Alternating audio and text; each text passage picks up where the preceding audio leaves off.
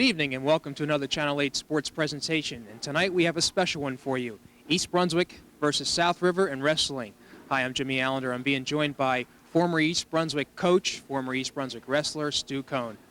Stu, welcome to tonight's match. Thanks, Jim. We should be in for a good one. Well, tell me a little bit about the history of this match, about these two teams as far as wrestling with each other. Back in the 70s, it was a tradition that East Brunswick and South River would do battle. And then in the early 80s, I guess, it got away from it a little bit. East Brunswick was a real dominant force in the county.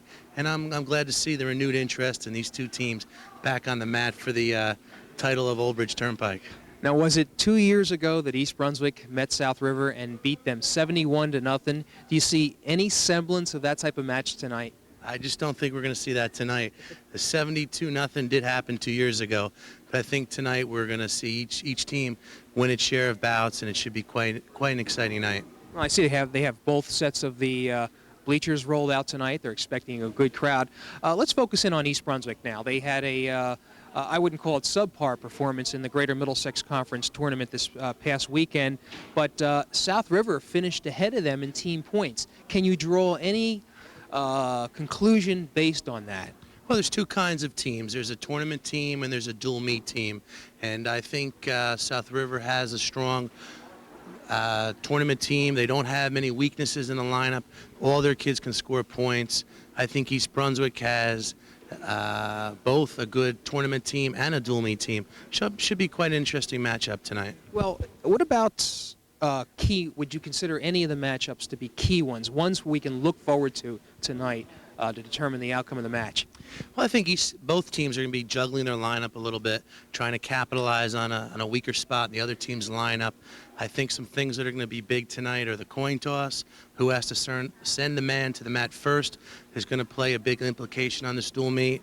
And I think there's 3 or 4 key bouts, 114, maybe 121 and 153, and I think whoever could come up strong in those bouts should come out on top.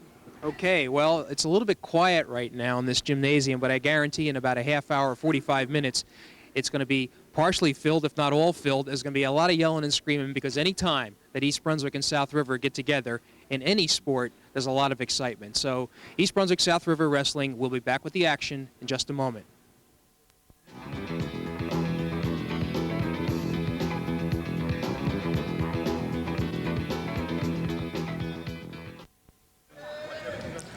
We are back at East Brunswick High School. The gymnasium is filling up rather quickly now for this evening's bout between East Brunswick and South River.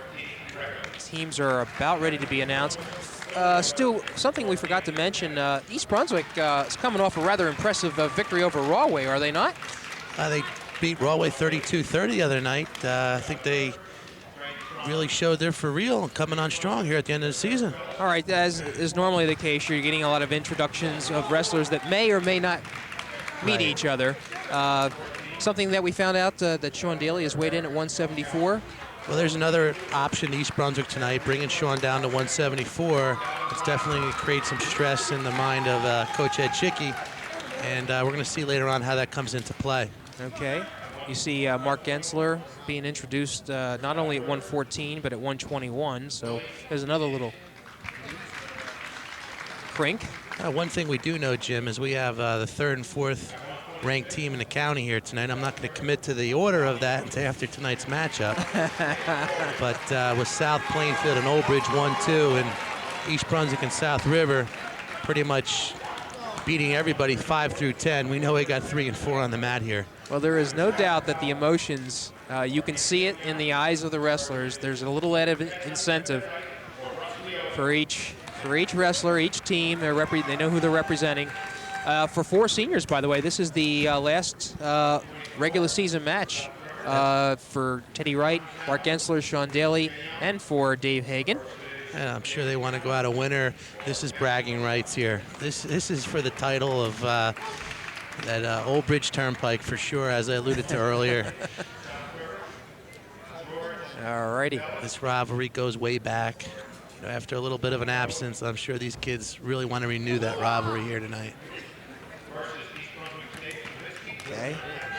Introductions are still going on. You see, both teams weighed in a ton of wrestlers tonight. I noticed that. And with no JV bout, there's a lot of wrestlers available, and that coin toss is going to be real big. That's going to determine who has to put the man on the mat first in each weight class. Well, who can we expect in the first match? I see that, Phil Leota going up against Chris Noto probably would be the number one. That's the likely bout there, and that should be a good one. Well, Chris Noto is an outstanding wrestler with a 19-2 record. Noto's coming off just taking third in the county. Right. But we can't underestimate Phil Leota. Phil's been on the mats a long time. He has a lot of experience, and he's going to give it a go. That's not a gimme by any means.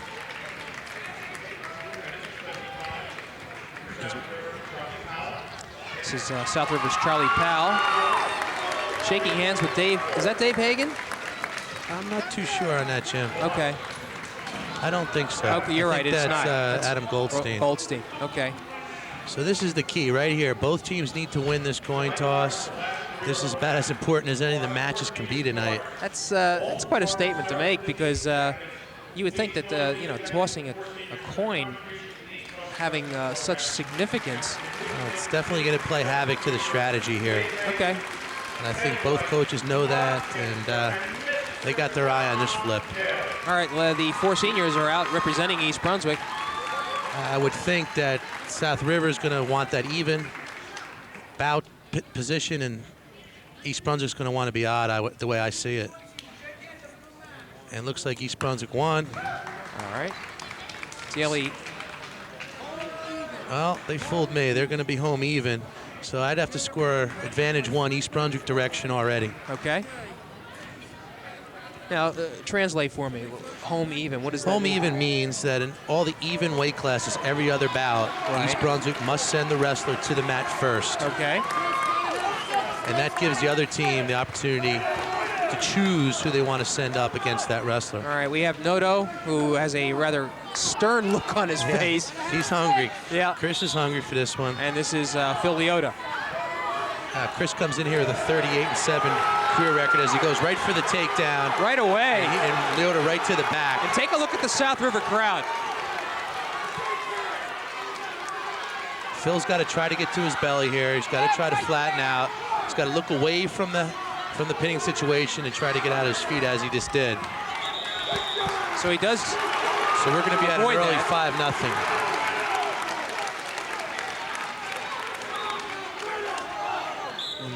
As you said, the stands are filling up now. We're going to have definitely an action-packed night here. As Noto's riding the bar, that's called an arm bar. Right. Referee signals out of bounds. So we're gonna get a restart. Noto's going to be on top in the bout and on top in position. Okay, Phil explodes right to his feet. Phil's trying to get free, establish hand control and break clean. Ran out of room there. Phil's a tough kid. He's far from out of this match. 5-0 isn't a deficit he can't overcome. It's going to be hard, but if he keeps working, anything can happen here. Point is, he's a freshman. That's right. I mean, he's going to be around for a while. Right. And these are the learning experiences that he will benefit from. But he's had a lot of good matches against tough kids already. Yeah. I couldn't even call him a freshman anymore when you think about it as far as experience is concerned. Notice trying to work a tilt there on the edge. Unfortunately, tonight's not a night where anybody can gain experience. You got to go out and do your best tonight. I understand. We're down to 45 seconds. He's on his back again. He used that tilt. He flipped him over. That's a near fall. In a bar situation. So we got at least 2 here, maybe 3. Referee's holding 3. Deep trouble. Just avoided the pin on that one. 30 seconds. Well, the strength of this South River team is definitely in the lower weights. Right. So this is where they want to make a statement. They know they're going to concede to East Brunswick a little bit in the upper weights. So this is where they have to make a statement. So it's 10-0, 10-1, I believe. 8-1. I thought I saw the referee signal a near fall on that. Okay, Phil needs to have his foot on the line there. So he's going to get a caution. 3 cautions in 1 bout lead to a point for your opponent. So that's something Phil's got to keep on the afterburner. Be careful when he gets set the next opportunity. Okay, the referee feels Phil's backing, so that's going to be a warning for stalling. Okay, 3 seconds left, first period. The first stalling call is a freebie. Happens again, and Phil's going to lose a point. Very intense first period where Chris Noto has jumped out to an 8-1 lead. Differential of 16 is a technical, excuse me, a 15, 15, Jim. okay. And that's going to be a 5 points. Right, which is critically important in these bouts tonight. Every team point's going to count tonight. He's on his back again. This Noto, this looks hungry out there. He really is doing a number. I had the opportunity to talk to Chris a couple times this season. He's real motivated. This is his senior year, and he's trying to put it all together. Leota is using a lot of energy just trying to avoid the pin.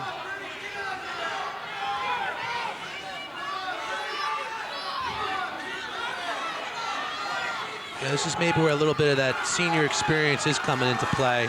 3 more points, 11-1 is the score, this 102.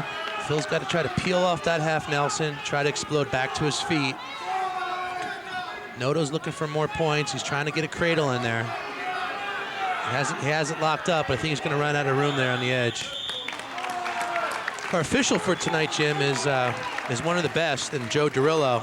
He's from the Southern Shore chapter. They brought him up to do this match because he's one of the best in the state. He's done the state finals, districts, regions, sectionals, just about it all. So we got a good official on the mat. But he definitely has a reputation for a quick stall. So both teams need to keep moving tonight to avoid that situation. Phil's clamming up a little bit on bottom. He's got to get to his feet. There it is. Saw it coming. So that brings us to 12-1 with 35 seconds to go in the second. Noto looking to turn him, but Bellis is on his feet. I think the best thing Phil can do here is wrestle an offensive, defensive style. You know, being down by 11, the pin's the neutralizer. And Gets away. One. Breaks away for one. 12-2, but Noto's dives for that leg with a double lock. Phil's got to try to keep that lock. Try to hold on for 18 seconds to avoid the takedown. Okay, the referee put his hand behind his head. That signifies a potentially dangerous hold, and we'll get a restart. So that kind of worked to Phil's advantage there a little bit. And they're in neutral with 11 seconds left to go in period 2. Boy, Noto is really quick. I have to say, I've seen Noto wrestle 4 or 5 times this year, and this is about the most aggressive I've seen him. So you know this rivalry is on everybody's minds. Right. It's a little more than a regular dual match for these teams tonight. I think that was quite obvious when we came in here tonight.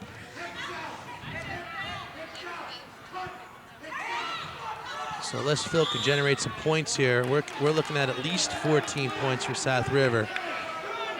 Well, to me, I think every point is going to mean a lot. So I think that Noto is going to try his best to get that differential. Absolutely.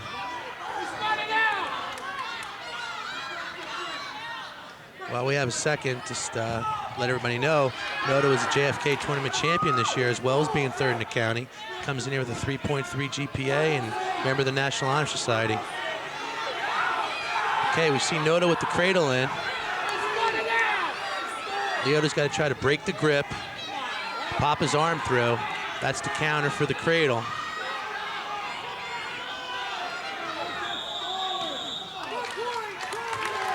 Okay. Referee felt Phil was trying to get out of bounds. That's called fleeing the mat. It's a technical violation. So we have 1 point added to the point total of Chris Noto. Makes the score 13-2.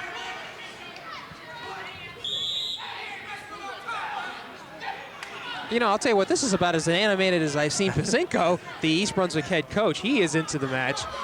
As a matter of fact, the whole coaching staff is into it. Well, everybody wants this one. 13-2 with about a minute left in this 102-pound match. There's an escape Bellis, for Leota. Excuse me, I'm sorry, yes.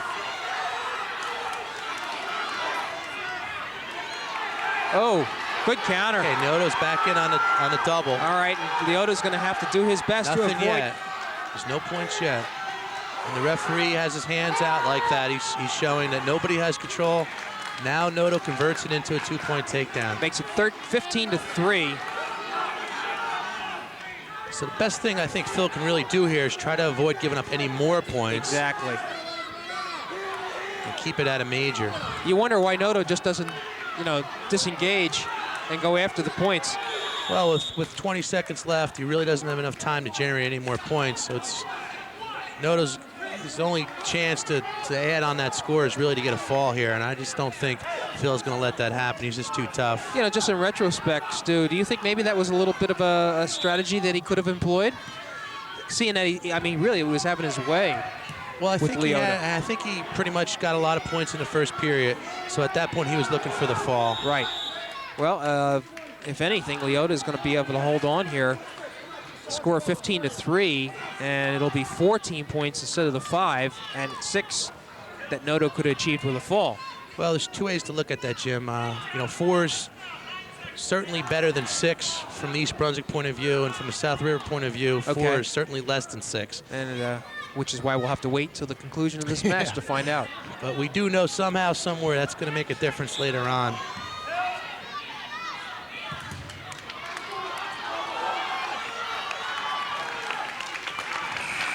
So that's the final score, and Noto's very, very disappointed in himself. Look how mad he is. Well, he wrestled hard. He brought South River 14 points there. I don't think there's anything to be ashamed of. I guess he wanted to contribute as much as he can, being a senior, but his efforts didn't go unnoticed. He did a great job out there. So the score is now 4-0 in the opening bat. And who do we have here? Well, we got Eric Bellos and Trung Tran. This should be another one of those bouts. We have 3 versus 4 in the county, and they wrestled in the consolations. Bellos came up on the short end of the stick, 8-6.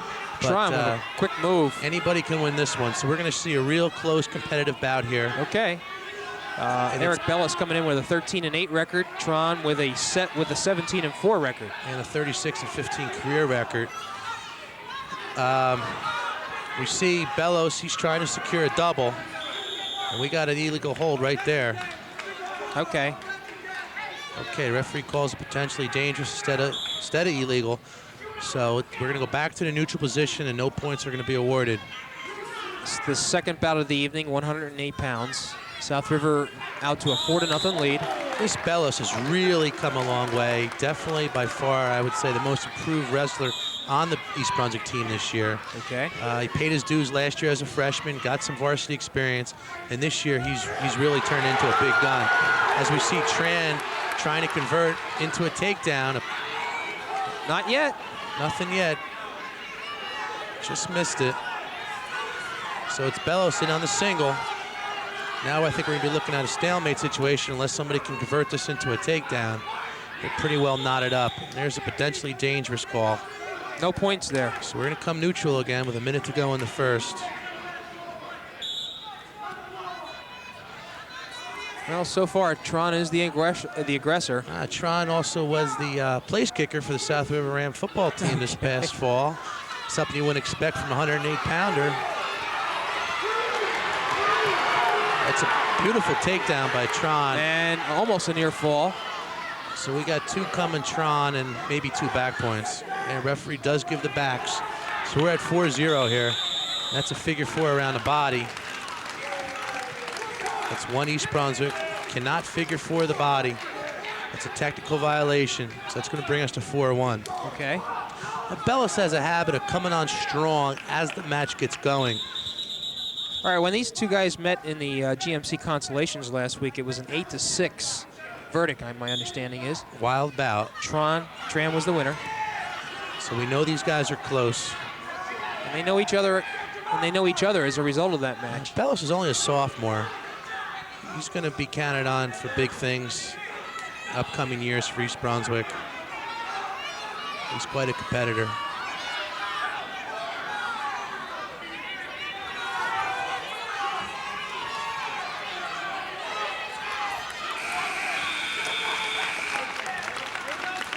All right, so after one period, it's 4-1 in favor of South River's Tron.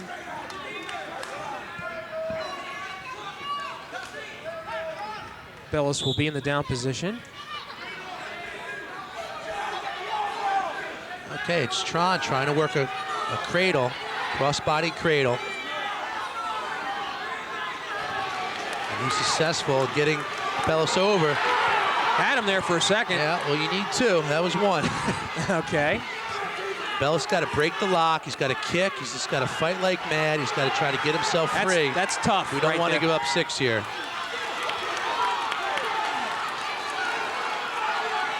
So Tran's got 3 coming to him for a backfall situation. And Bellis comes up in reversal. So we're going to be at 7-3. Right.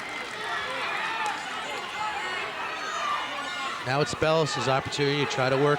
He needs to work into a combination. Bellis knows how big this match is too. He's going to keep fighting. He's going to look to turn. Bellis is capable of putting Tron on his back. He's got the tools. Right now he's in a half. He's trying to work a half into a pinning combination. He's trying to drive it over his knee, establish leverage.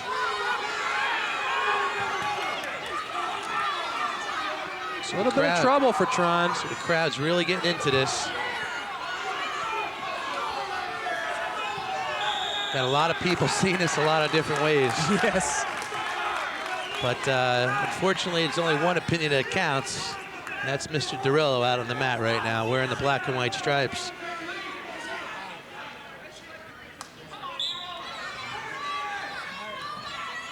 Tron trying to get the escape.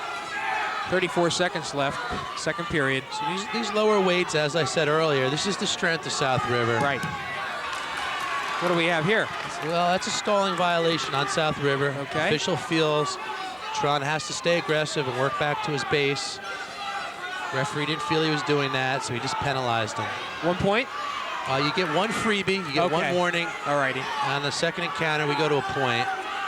Second time it happens after that, it's another point, and it should have happened 3 times, it's 2 points. Referee has a quick I don't know how to describe it, quick observation. He makes him work hard. All right. Dorillo keeps you working. Okay, period 2, we have 1 left, 7-3. The South River wrestler, Tran, over top of Eric Bellis. This is the 108-pound match. We're going to definitely have strategy come into play in our next weight class where Eric Youngyao should wrestle Adam Gensler. Bellis just got 2 points on the takedown. Score is now 7-5. Stall, 7-6 now. One more for East Brunswick. And Bellis coming on, trying to turn him over, see if he can get a near fall.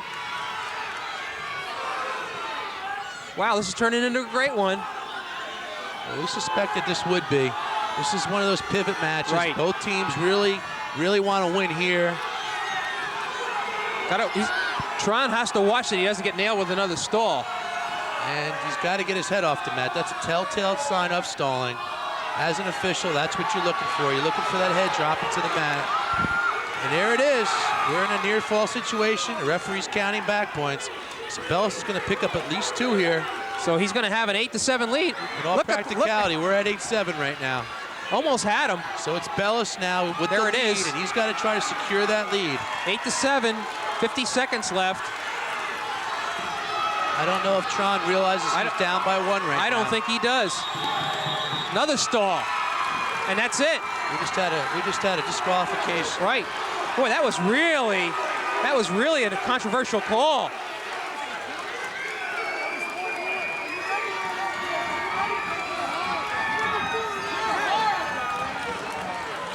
But what we saw here, we just saw a disqualification by the referee. Because that was the third stall. Well, what the referee did is he's classifying that figure 4 we saw earlier into that category. So we have controversy already, and we're just two bouts into this meet. South River fans are going nuts. Well, let's wait until rightfully so. He's not going to change his mind, that's for sure. Let me see what you got here. Well, we're going to have to wait and see what the ruling is here. I'm not quite sure myself. Well, if this turns out to be a disqualification, East Brunswick gets 6 points. Correct, Jim. That could be a big 6. And 6 points, I don't think they were counting on. I think they were looking for a win, but I didn't think they were going to get a pin here.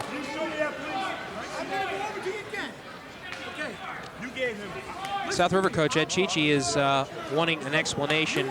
I think he knows what the explanation is. This is something I haven't seen before either. So rightfully so. I understand his point. Well, we can actually pick up what's being heard here.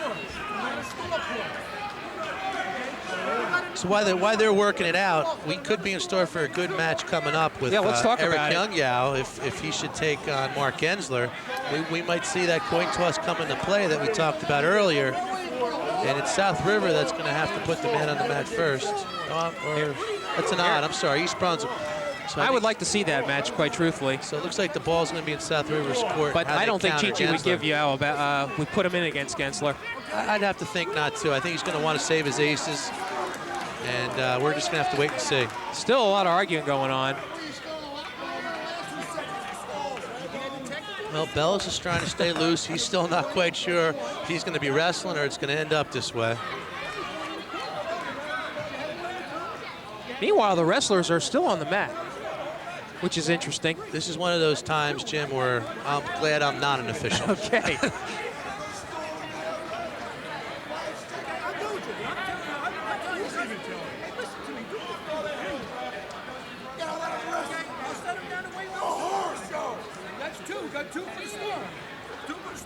Okay, so it looks like the match is not over. Maybe we do have a correction. It's going to be 2 points stalling. I think maybe the referee miscalculated how many times he had awarded stalling. So we're going to restart. We're definitely going to have an advantage in the team score, in the bout score for Bellis. All right, assistant coach John Mooney is asking for an explanation as far as the point total right now. They think they should have another 3. It should be 10. 10-7, right. Okay. All right, good. All right. That's an important 2 points that he just got. Here we go with 46 seconds left. So it's Tran that needs to come up with something big now, Jim. Bellis is going to try to ride him out. He doesn't want to do anything, to give up any more points. He wants to stay offensive here. And he's got him in trouble now. He wants that 6. He wants it via the pin. 25 seconds left. He's got a half. He's got a tight half and a far wrist. He's got to arch his back here. He's got to get on his toes, try to get more pressure on Tron, try to force his shoulders down. It's getting nope. That right shoulder's just not down. He's got at least 3. So we're looking at least 13-7 here. 4 seconds to go. 2, 1, match. So a wild ending for sure, Jim. 13-7, and like we said before, a match that probably East Brunswick wasn't counting on.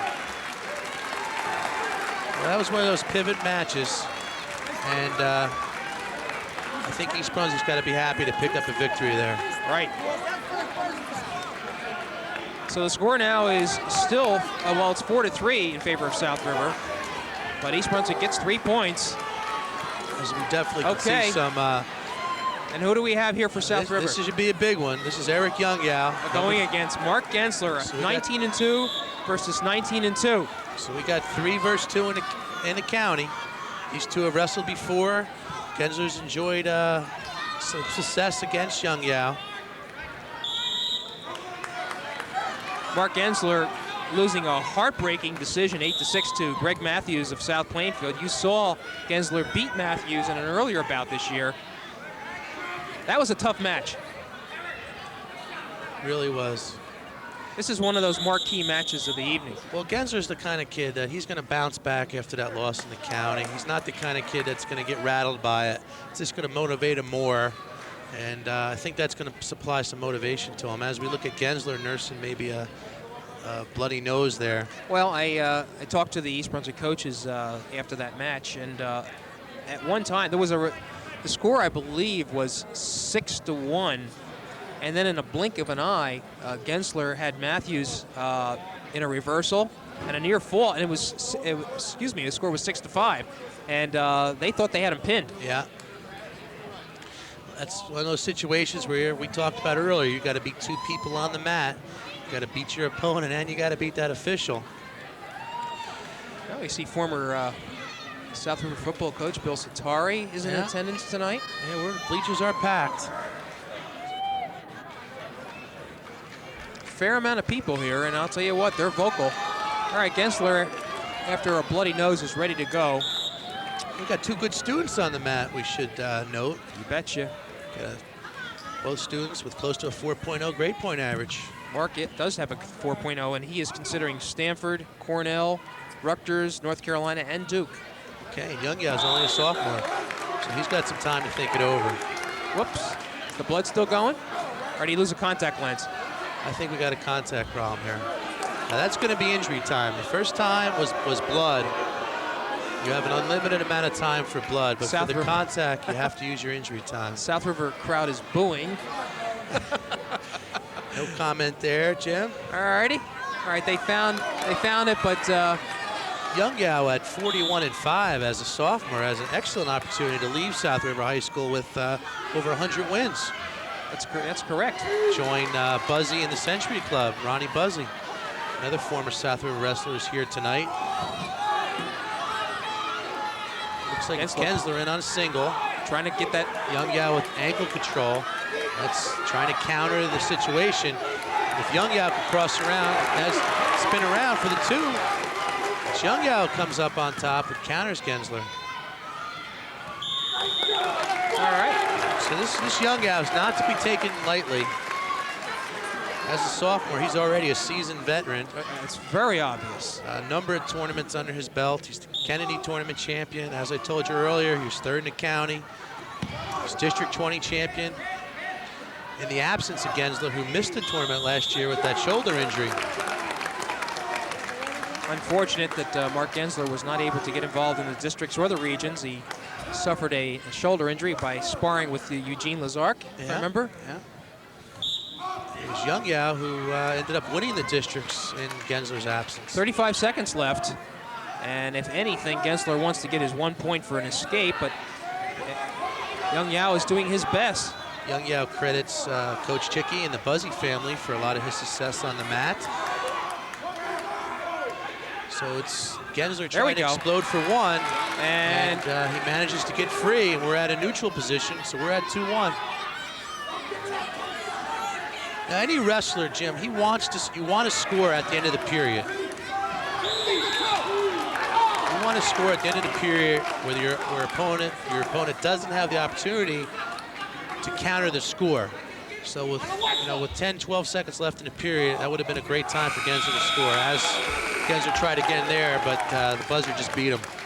Okay, so after the first period, Mark Gensler finds himself behind 2-1. Young Yao extremely quick. It's Gensler in on a pancake. Got him that time. Beautiful maneuver. He tried to work that at the end of the first period. Yeah, just ran out of time. And looks like Young Yao's headgear is in his eyes, so the referee's going to give him a chance to correct that. So with that move, Gensler goes on top 3-2. Young Yao doesn't get a lot of the credit he deserves because that 114 weight class in the county is just so packed. We always hear about Aceto and Matthews and Gensler, but don't ever count out Eric Young Yao. He's right in the pack there. Do you think if South River had the choice in this match, they would have preferred to not have Young Yao go against Gensler? I don't. It's a good possibility. Maybe they know a little more than I do about what they got coming up. I think the coaches strategized this all night last night. Okay. But you definitely have your big ace on the mat here against East Brunswick's big ace. So it's big gun versus big gun here. Second period, it's 1:25 left. Gensler up 3-2. South River, after two bouts, leading 4-3. And we got Gensler. He's got Young Yao in a back point situation. He broke the 45-degree angle. So the referee has points ready to award Gensler once they leave that maneuver. There's another indication that the angle has been broken. Well, the referee's holding two. So what the referee's trying to count and see if Gensler could turn it into 3. Okay, so it's 5-2 now in favor of Gensler. That's usually the score when these two guys wrestle each other. They usually end up at about 5-2. So, Gensler has to watch himself. Yeah, he's a little high. Now, when I say he's a little high, he's riding a little high. He wants to not give Young Yao the opportunity to slip out the back. Got an arm lock on him, though. Almost. He's got to hold on. Almost an injury. Okay, that's potentially a dangerous hold. So we're going to get a restart. It's a brutal match. It really is. Yeah. I think we're going to see a lot of matches like this ahead. In the wings, you know, we got some big guns waiting to go out on that mat. They're fired up. Got Sean Daly over there at East Brunswick bench, who weighed in at 174 tonight for the first time this year. So that should play into the strategy later on, as South River has Big Charlie Powell over there. So number of aces in the hole we haven't seen yet. And we've already had three action-packed bouts. So it's Gensler in a crab ride. 10 seconds left in the second period. There's a second boot. We refer to those legs slipping in as boots. He's got the 2 legs in, so that's a double boot situation. Okay, so the second period concludes. That was a good one for Gensler. Picked up 4 points. I'd have to think team score-wise, East Brunswick's got to be happy with that 4-3 score in the midst of South River's strength. There's no doubt that Bellis's victory over Tron was a big one. Yeah, that's big. And, all right. And we're looking at a. There's a precarious situation here. Okay, Gensler's bringing him down. It's got him in a big problem. This could be big. Nope. Almost gets away. Okay, Young Yao managed to elude that. All right, so it's 10-2. Gensler's really taking it to him here.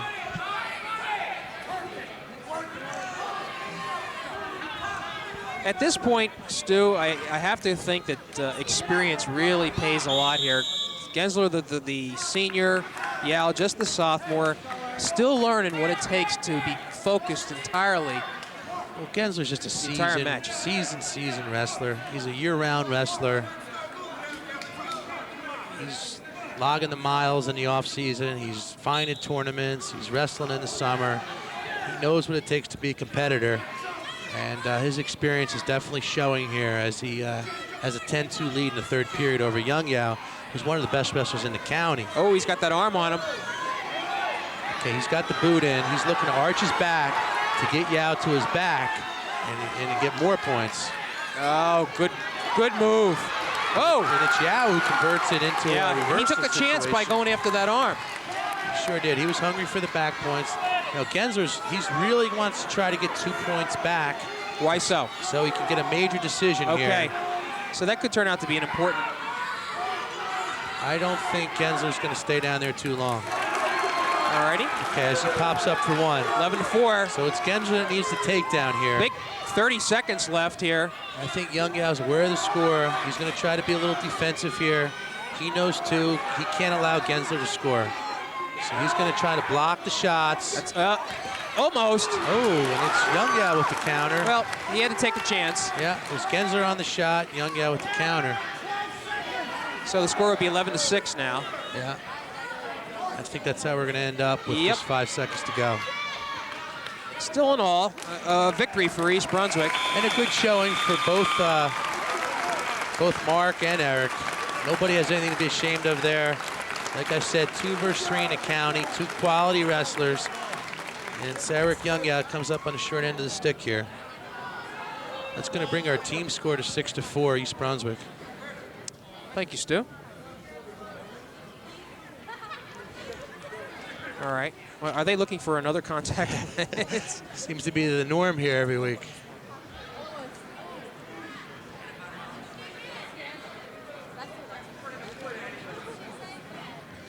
Okay, so let's see what we're going to get on the mat next. We're going to get probably...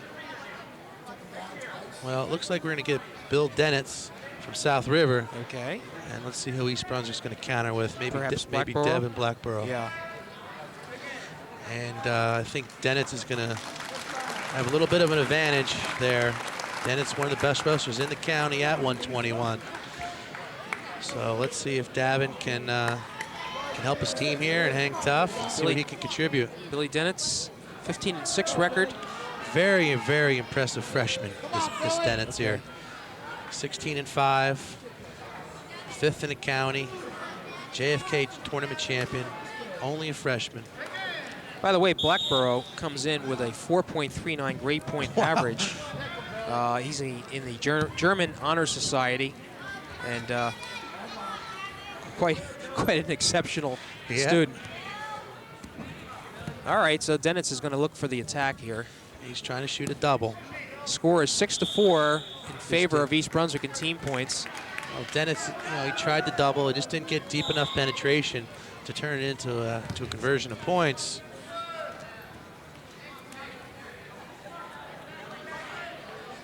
Yeah, the crowd quiets down a little. Well, Dennett's, he's an aggressive kid. He's gonna come at Davin. He's Davin in on the low single shot. Again, he didn't penetrate just deep enough. Blackborough holding on here. Well, everybody knows how important this match is. Everybody wants to be at their best tonight. If you pick a time to have a good match, tonight's the night you want to have it for your team.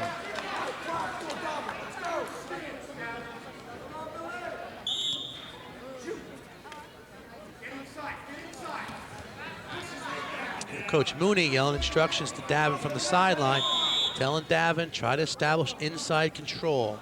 Inside control keeps your opponent from getting in on you. So rightfully so, Davin needs to establish that inside control. Dennett's in on a single. He's going to try to cut the corner, trip. Nope, there's no points. There's the 2. Once your supporting parts hit the mat, the referee's going to give you the 2 points. Okay, so it's 2-0 in favor of Dennett's. Coach Chicky's really impressed with the way Dennett's has been wrestling for him as a freshman.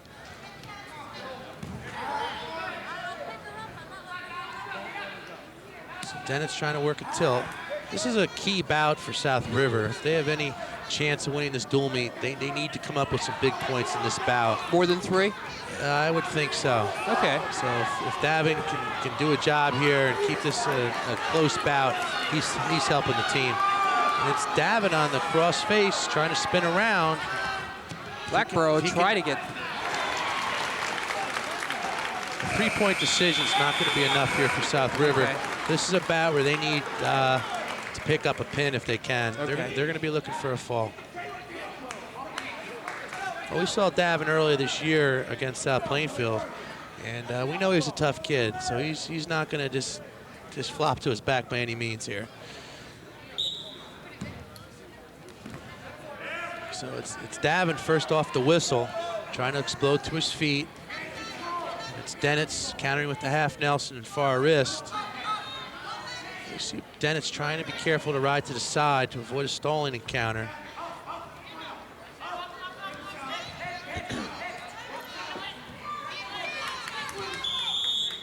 So what Davin wants to do, he wants to keep moving. That's the key here. He wants to keep busy, wants to tie up Dennett's hands.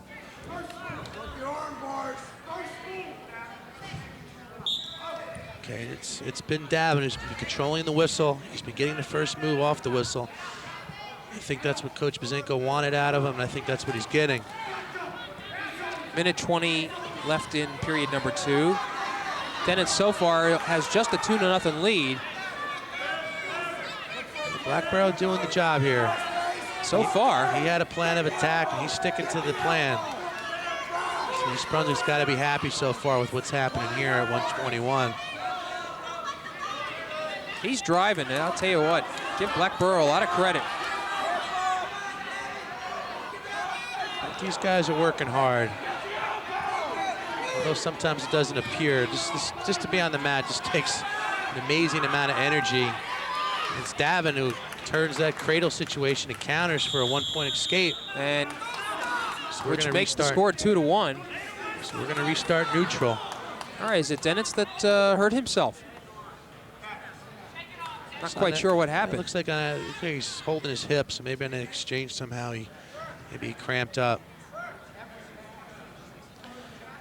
Okay, during the injury time, you cannot receive coaching if you are the contestant that has the injury. Right. So Davin could catch a breather here. He can get some last-minute instructions from Coach Bazinko. Coach Bazinko could tell him something he sees out there, relay it back to Davin, and certainly an advantage here to get a little coaching during the timeout.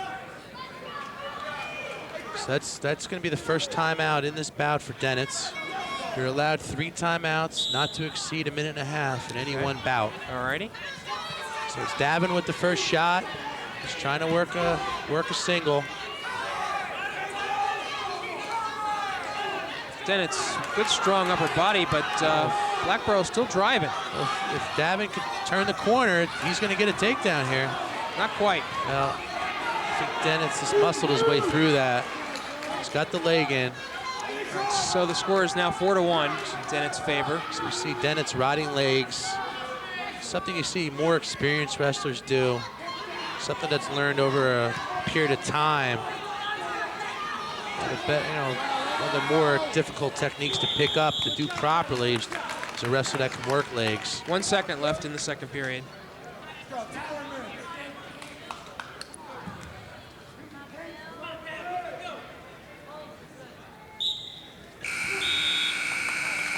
So with 1 period left, Bill Dennett's from South River holding a 4-1 lead.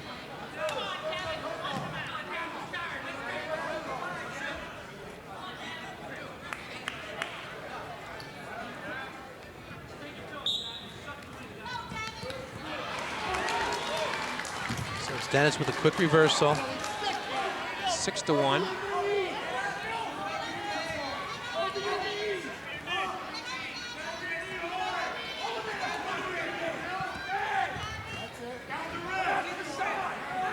You have to think that Dennis is really trying hard to nail the pin. Yeah, he knows what his goal was. He knows what his assignment was. He was sent out to the mat, Coach Chicky, to come back with 16 points. And I think anything less than that is going to hurt South River's chances of a victory tonight. Well, he's got Blackboro in trouble now. Back. Desperately trying to hold on. Is Blackboro. He's got a bridge. He's got to arch his back and try to get out of that situation. Just got away from it. Still has him. He's got him tight.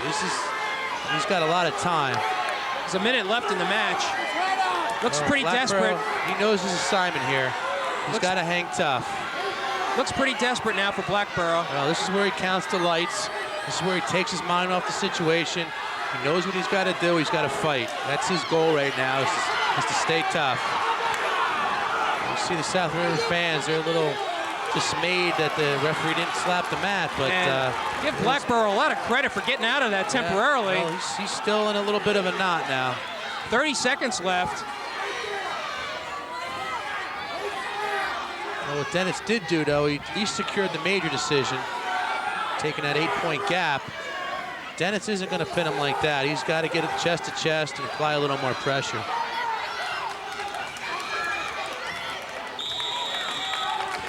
So that's going to be 9-1. That was big for East Brunswick. They didn't want to give up a fall there. Very, very important. That could be a 2-point differential. Okay, it looks like the East Brunswick bench was just hit for a warning. A warning. Yeah. How many warnings do you get? You just get one, so okay. they just used up their graces. Which means next time? Next time it's a violation. It's going to be a team point. Okay. And after that, the head coach would be asked to go back to the locker room. Score is 9-1 with just a couple of seconds to go. Now, it's interesting to note on that, Jim, no matter where the unsportsmanlike comes from on the bench, it's the head coach that has to take the penalty. Okay. So Dennis comes through with a 9-1, but I think that the important point to note is that Blackboro avoided a pin. And so now South River regains the lead, 8-6. You see Joe Dorillo getting a workout tonight. Got some action packed. All right, who do we have here for? We got big gun Bobby Young. 128 for South River, 39-5 career record, 19-2 on the season, second in the county. He's taking on Dan Corio, who has a 4-5 record. And this is one of those strengths in the South River lineup, another spot where South River is not going to be content unless they come out of this match with a pin. And Corio knows his assignment tonight too. He's got to hang tough. He's got to give it his best performance tonight. Boy, the crowd is noticeably more animated here with this bout. Well, there's the first stalling violation for Corio. He needs to make forward progress on the mat. Referee feels Corio's backing. So he's hit with a stalling warning. There's 2-point takedown South River. Bobby managed to keep his feet in bounds, so he's going to pick up a takedown. And Bobby comes from a bloodline of wrestling. His father Earl had wrestled for East Brunswick, and his uncle Jim was a former state champ for East Brunswick. We know Jimmy Young. Yes, we do. I don't think there's any question that South River's looking for 6 points in this bout. As Young's trying to work a tilt. It's got him. Well, Corio's got a tough assignment in Bobby Young. I have to tell you, we've seen some good students come on the mat so far tonight. I'm looking at everybody's GPA, and I haven't seen anything under a 3.0 yet. As we make note of Bobby's grades, solid B student, 3.0. Well, interesting to note, Bobby Young is 19-2, but you and I both know who's in his weight class, Dave Esposito, over at Kennedy High School. Yes, won the county championship over Bobby Young. So it's Young. He's working furiously, trying to turn. He's got an armbar situation and a spiral ride, trying to convert that into back points, trying to turn Corio. Corio's just hanging tough. Corio's not going to give him nothing. Corio has a great deal of potential.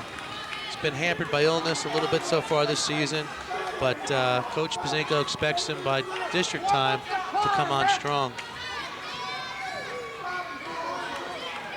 Coach Dan Corio credits Coach Inazzo down at Churchill for motivating him and inspiring him to be a better wrestler. So it's Young so far. It's been the aggressor here as we wind down the first period. 2-0 in favor of Young, and the first period is about to conclude.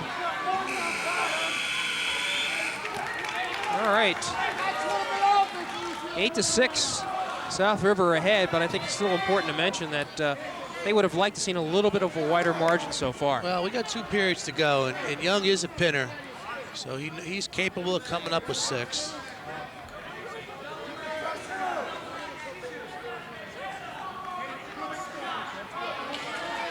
Both these teams are young and tremendous amount of potential.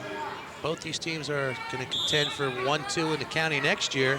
South Plainfield losing a lot of their big guns this year. They'll graduate 7 seniors. They have a program, though, that keeps on building, I think. I don't know what it is. I don't know how to credit that. I'll say one thing, though, for the 4 top teams in the county right now. If you look at the top 4, South Plainfield, Old Bridge, South River, and East Brunswick, you'll see 4 of the best recreation programs in the league. Right.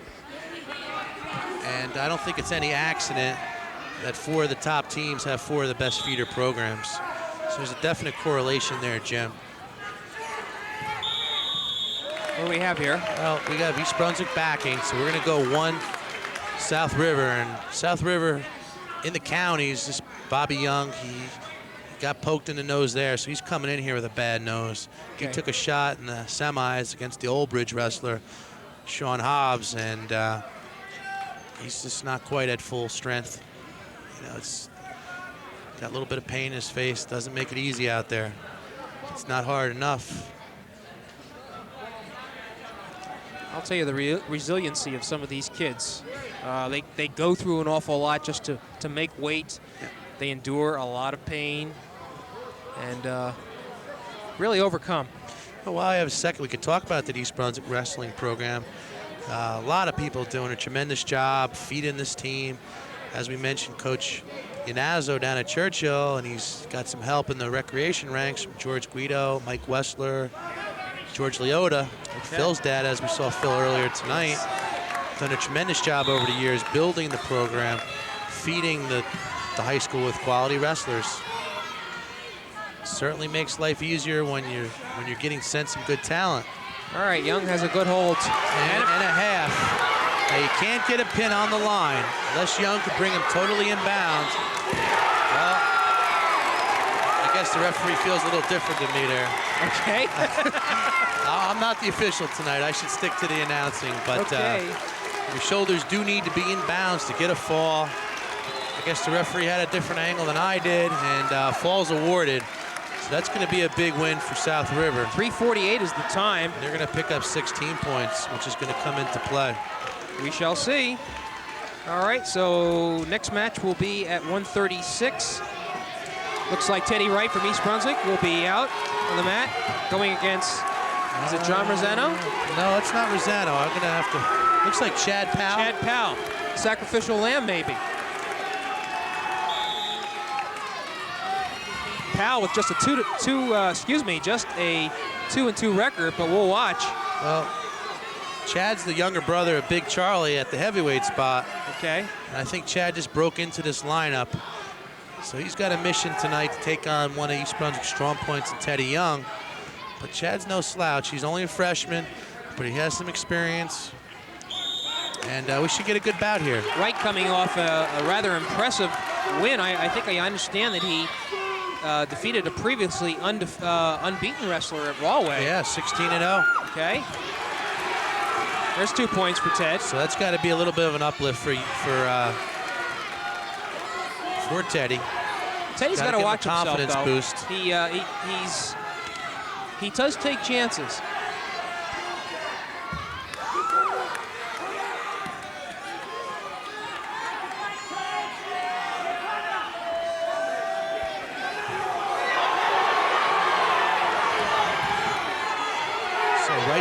Teddy's got the single boot in.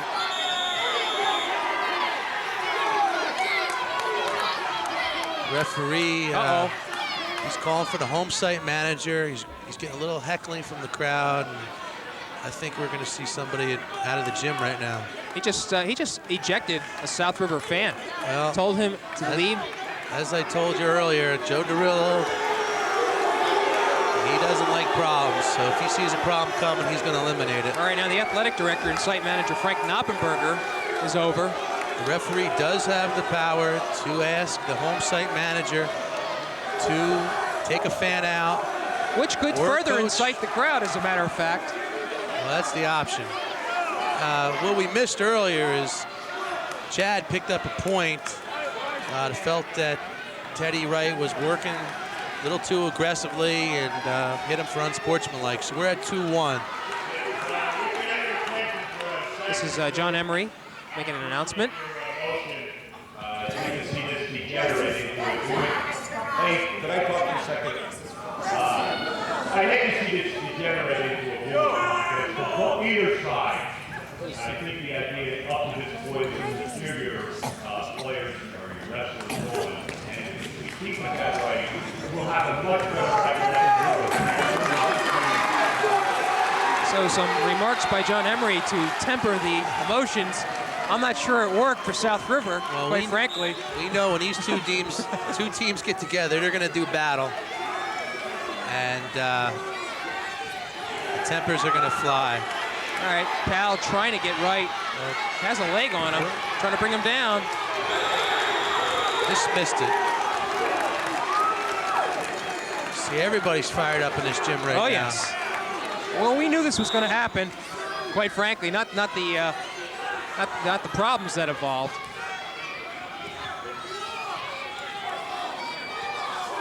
Right now picks up Powell. And there's no points yet. Got to take the man to the mat to score. Now he has him. There's 2. Teddy's got to be careful of his own right. He's already been penalized once for wrestling a little too aggressively. He's got to watch how he brings Powell down to the mat. Score is 4-2 in favor of Ted Wright. 10 seconds left in the first period. It's been Teddy, the aggressor, so far here at 136. Teddy comes in here, another good student for East Brunswick with a 4.2 GPA. Teddy plans on continuing his wrestling career next year at Middlesex County College, which has always been one of the more powerful junior college wrestling programs in the country.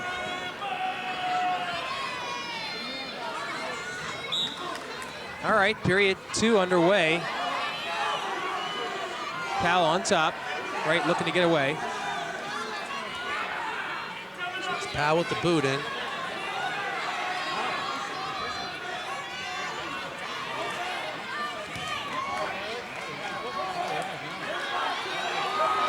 Right, trying to exhibit a little bit of his strength.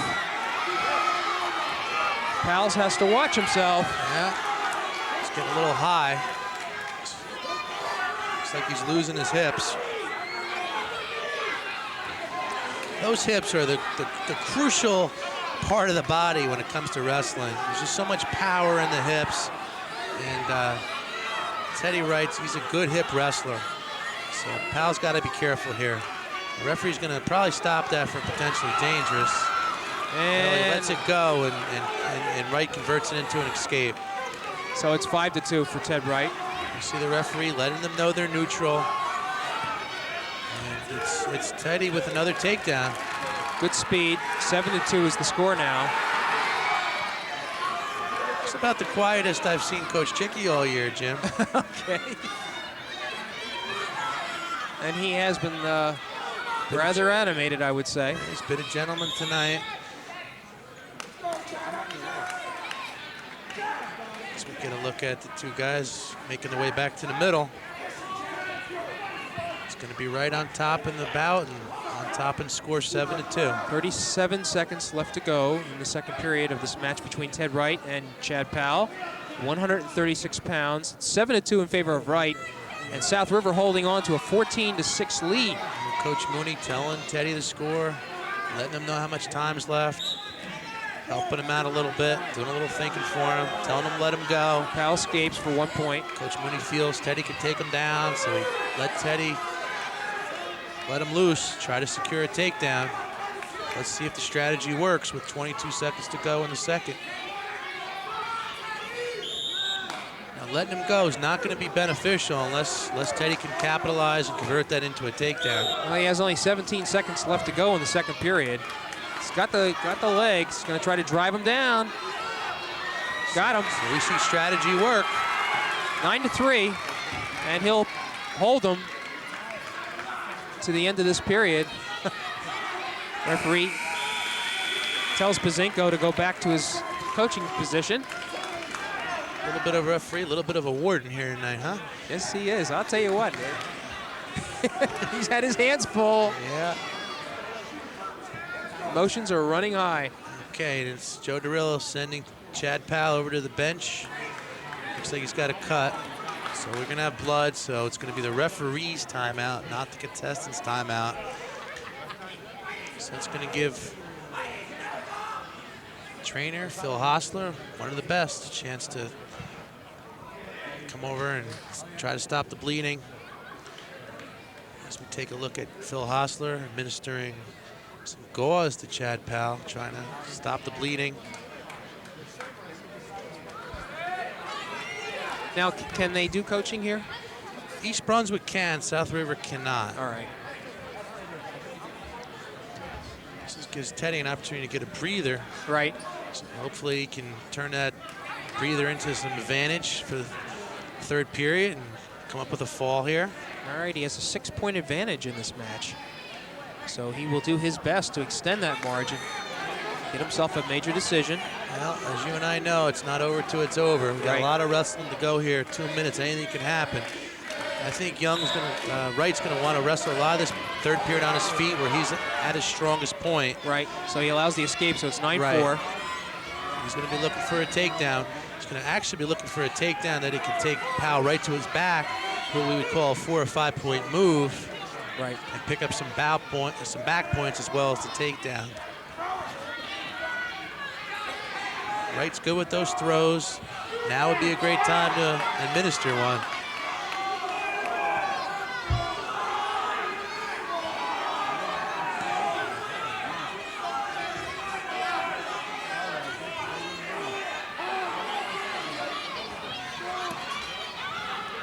So we see a nice fireman's carry by Wright.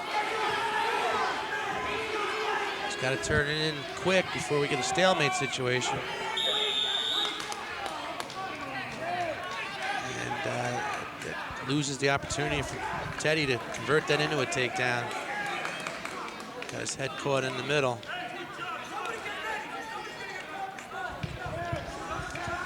All right, 1:06 left. 9-4 is the score. Wright looking for those points again. So Young He's in. got him. He lifted him up that time. Stu still trying. So it's Wright. Wright's got to bring him to the mat to get the points, though. Nothing yet. He's going to trip. He's going to try the trip. Still nothing. Got to watch himself. It's Powell that capitalizes on that. Gets two. Powell does. He's Make got it 2 back 9-6. points coming.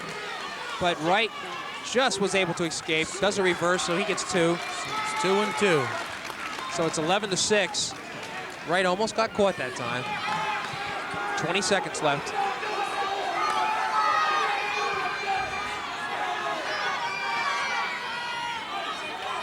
I give Chad Powell a lot of credit here. He was a very game wrestler for South River tonight.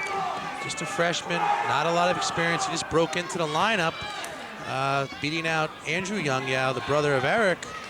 So he beat a varsity experienced wrestler to make his way into the lineup. And Powell and Wright both get a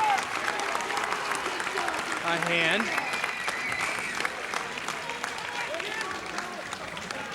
So East Brunswick able to narrow the margin now to 14-9.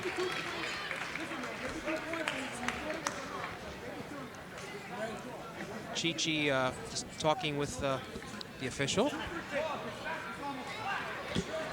Okay, looks like East Brunswick's going to send Dave McGowan on the mat. Dave McGowan's been having a tough year, hasn't he? 3-10 record. Poor Dave keeps running into the big guns. Dave's a quality wrestler. He's just having a misfortune of hitting the other team's big guns everywhere they go. He's going to take on John Rosano. Right. Rosano coming in with a 9-5 record. 25 and 23 career record. He's a senior. 4.0 GPA. Another good student on the mat for South River. Ranked 9th in his class. Plans to study mechanical engineering in college and play football or baseball. Member of the National Honor Society, German Club, Math League, Calculus League, and Audiovisual Club. Well, actually, McGowan is, who is a senior, I'm sorry, junior. He thinks he may apply to the U.S. Naval Academy. Well, he's also got the bloodline of wrestling in him. We've seen his brother Chris and Kevin and Danny all take the mats for East Brunswick. All right, McGowan surprisingly ahead 2-1 here. McGowan, the last of the McGowan clan here. Dave McGowan, the last of the clan. Yes. Call him Dan. Okay, so it's Dave with the 2-1 advantage.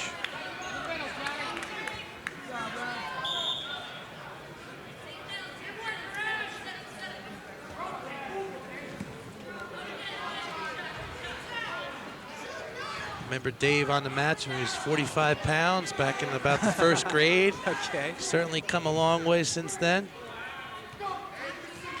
An outstanding football season for the Bears. There's a lot of sports activity going on right now for East Brunswick, not just in wrestling.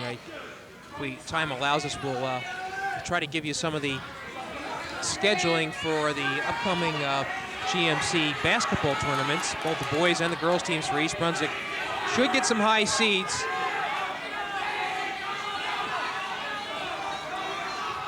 Gown driving. Nobody able to establish position, however. Not a big basketball fan, but I happened to notice in the paper that Piscataway ranked #1 in GMC boys was knocked off by Woodbridge. Yes, they were, and if nothing else, it puts Piscataway and East Brunswick tied in the red division, but probably won't have an effect on the seedings for the GMC tournament. As a matter of fact, probably Colonia is going to be seeded #1, but that remains to be seen. Meanwhile, here, second period about to begin with McGowan holding a 2-1 lead over John Rosano from South River. This is a 144-pound bout. You notice if you've been hanging with us in previous bouts that the weights are a little bit different. They go up now. Bigger 144. increments, yeah. And will there be one more increment before the districts, Stu? I believe that's it. I think they're going to stay locked in Stay at here. this. Okay. This is one of those pivotal bouts that we talked about earlier. Both teams really want to win this bout. McGowan was able to get away, so it's 3-1. So it's been so far Dave, the aggressor here, Dave McGowan. I think Rosano took a hit. Yeah, he took an open hand to the chin. But he says he's all right. So we're gonna get a fresh start. The referee's main concern before any points are awarded always is the safety of the wrestlers. So that's always the big concern for an official.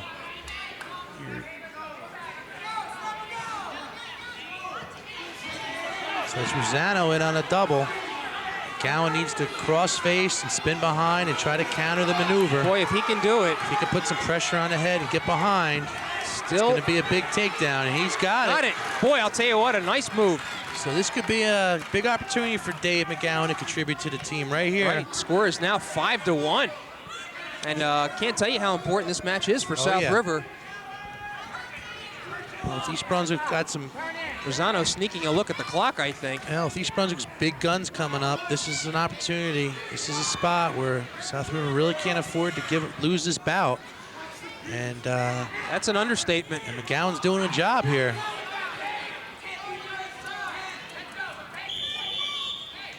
So it's been McGowan, the physical aggressor here so far.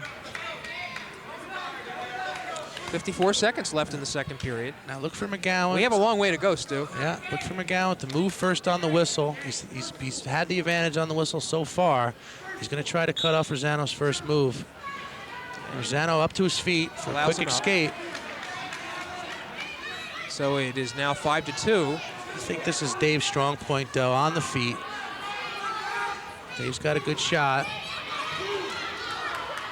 Now he's got it. So it's Rosano with the takedown. And narrows the score to 5-4. Getting a little closer here. So I think here you can look for McGowan to explode right to his feet, establish hand control, and bust right up off the mat. He's got 33 seconds in which to do it in this second period. He used to get his hips out.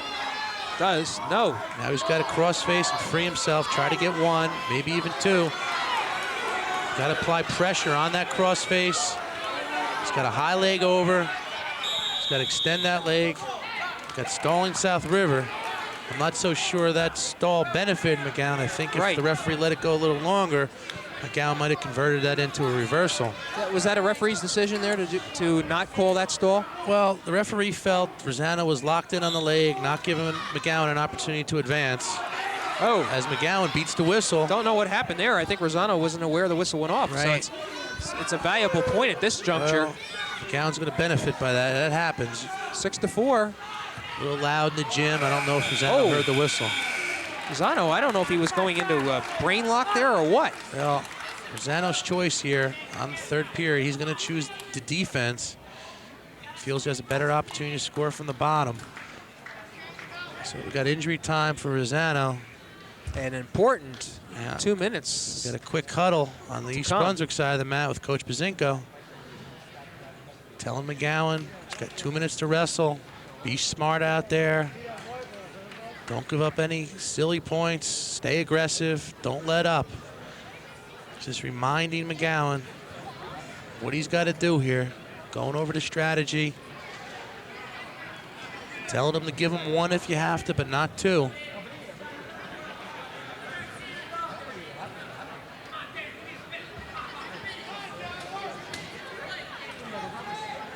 Rosano had a little bit of trouble getting his headgear back on. Right.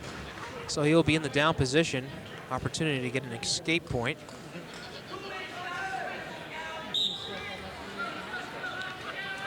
And he does. So it's 6-5. And here we go.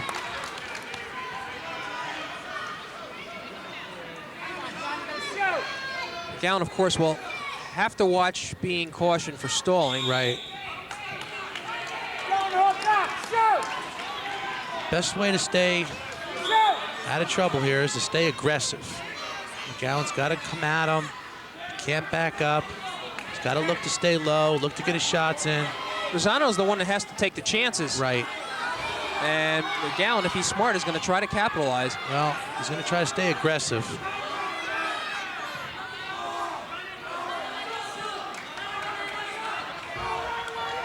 Minute 20 left. It's really, I can't emphasize enough to you, Jim, how crucial a pivot match this is for both teams. I get the sense of that, too. I haven't seen any pins yet tonight. This is gut check time. Yeah. This is where we see what we're made of. It's Rosano backing up a little bit on his feet. Jeez, I wonder if his gas tank is empty, or is he just saving it for one last opportunity? Well, I think that thought might be on both guys' minds. Somewhere deep inside, these guys know to score. They know how much time's left. And there is 45 seconds left in this bout. Again, McGowan holding on to a 6-5 lead. I think as that clock gets down to about 17, 18 seconds, we're going to see the pace change. I think the referee's checking if he's warned anybody for stalling. That's exactly what he's doing. Okay, that's a good experienced ref. Yeah. Just so he has a sense of what's going on. Right. 38 seconds, here we go. Okay, it's Rosano backing up. And I'm trying to figure that out, why. He is the one that needs the points. McGowan, what do we got? Got both men. It's going to be one East Brunswick, so that actually works to East Brunswick's advantage. Yes, it does, because the Rosano was the one that had the caution before. Right. 7-5 is the score. Rosano in on a takedown. He hasn't finished it yet, though. McGowan, though, is able to get away from it. Well, we got 16 seconds to go here in the third. We're at 7-5. Can he hold on? Boy, I'll tell you what, 7 seconds. And he's going to do it. Well, that's big. Big victory for East Brunswick's Dave McGowan. He's been a little frustrated on the mats this year. That'll certainly give him a boost. That was a big win for the team. And it makes the score now 14-12. That almost makes his season so far a success. Haven't helped the team here tonight. Now we got an interesting matchup at 153. We should see the unsung hero of this East Brunswick team, Eric Savitsky. Doesn't get a lot of the big ink with Gensler and Daly on the team, but this is a guy, he's one of the better wrestlers on the team. 13-8 record. And East Brunswick should come up with a good performance here. And this is against two? George Corcadelis for South River. Savitsky, one of the better wrestlers for this team. And East Brunswick trails here 14-12. Finished, I believe, in third place in the GMC. It's just completed. That was at 143, I believe. Right. Now he's back up to help the team at 153. You know, I'm wondering if the significance of that match that just was completed is lost on this crowd, because there wasn't as much cheering as I had thought there would be from the East Brunswick side. Well, I think. But we know how important it was. Yeah. And McGowan knew. So Corcadelis on his way to Rider College next year. Savitsky only a junior. And he's got Corcadelis on his back. It was a near fall. So he's going to pick up 3 more. Score being 4-0. So it was a 2-2.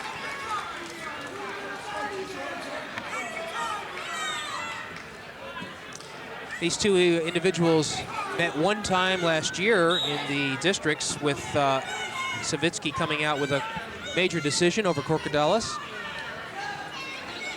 Corcadelis, one of the key soccer players for the Rams earlier in the fall this year.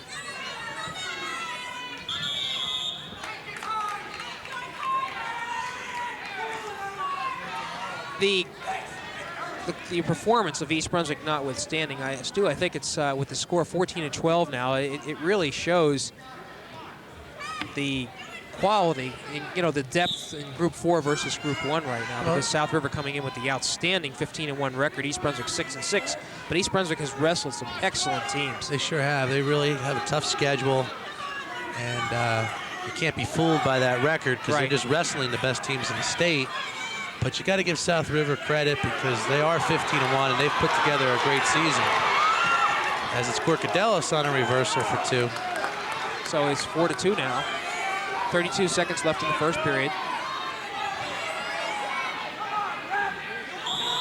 Coach Chickie's really done a tremendous job with this team. They're a young team, 15-1, and you're talking about a school with 92 seniors, and you got to figure half of them are female. Now, so you're putting together a team with not a lot to pick from. Corcadelos was penalized a point on an illegal hold, I believe. Yeah, I think he had a full Nelson in. Okay, so it's 5-2. Savitsky's one of those wrestlers who's going to keep moving on the mat, never stops. Referee calls potentially dangerous. We're going to get a restart on the mat. 5-2, Savitsky in the lead. 7 seconds left in the first period. We're at 14-12 with South River got a 2-point team point advantage in the team score. But this one's going to come down right to the end, I think, Jim. All righty, it remains to be seen here. So it's going to be East Brunswick's choice position. Coach Bazinko wants him to go down. He wants him to score. Rather than to defer his choice to the third period, he wants him to score here. Wants to set the tone of the match. So it's good strategy being employed by Coach Bazinko there, trying to get Savitsky to score here and change the tone of the match. That's potentially dangerous. Referee's going to stop it. If that continues to happen, you could see that turn into a stalling call. It's Corcadelos' responsibility to keep the action on the mat. Okay. So it's Savitsky breaking free, and he needs to cut the corner, try to turn that into some points. Savitsky's in on the leg. Corcadelos is countering with the lock between the legs. He's going to turn him over right here in just 1 second if he can get him off the mat. Savitsky showing a little bit of power there. Beautiful maneuver. It really was. Right to his back. Not long enough to establish any near fall criteria. But he does pick up 2 on the reversal. Makes the score 7-2. Now Savitsky's in a box right here. He's got a tight waist. He's trying to chop. Maybe work into a one-on-one situation or a 2-on-1. Convert that into a tilt. Now Savitsky's in a position where he has to be warned, could get warned for stalling here. You can't stay on that leg. So if Savitsky can't turn it into something, we're going to have as Corcadelos is in a leg freeze. He just twisted that knee. Yeah. And he is in some obvious pain, as you can see. Coach Chickie abundantly upset about that. Felt that maybe it was an illegal hold, and thinks a point should have been awarded. But again, everything's at the referee's discretion as we get a look at Joe Dorillo. Gotta wonder if he's in charge out there. If Corcadelos can continue, he is really hurting. Well, I don't think they're gonna give up too easy tonight. They're gonna go out there and wrestle with pain if that's what it takes. I'm sure you could see Corcadelos. He's gonna pop up and he's gonna give it his best shot. I see pain on his face. That's all I see. He's gonna wrestle with that pain. I guarantee it. I'll bet that one. Wow. Sure about that, Stu? Yeah. Okay.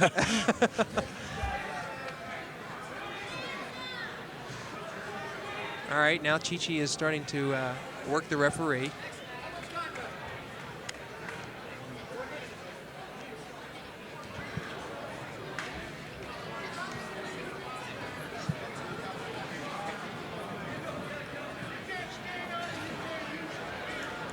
Okay, Corcadelos, he's entitled to a minute and a half here.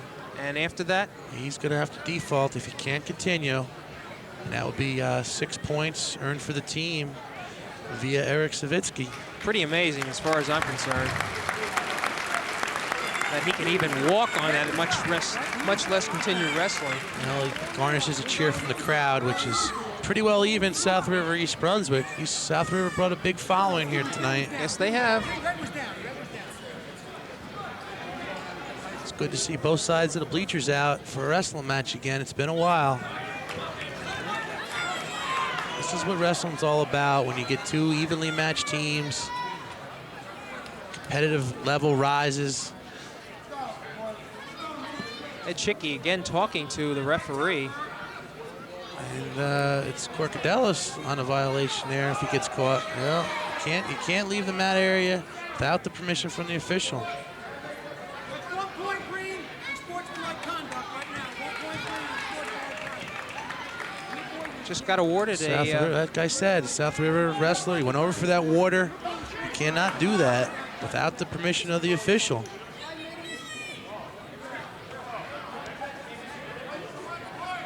So it should be 8-2 now, right? Then, right?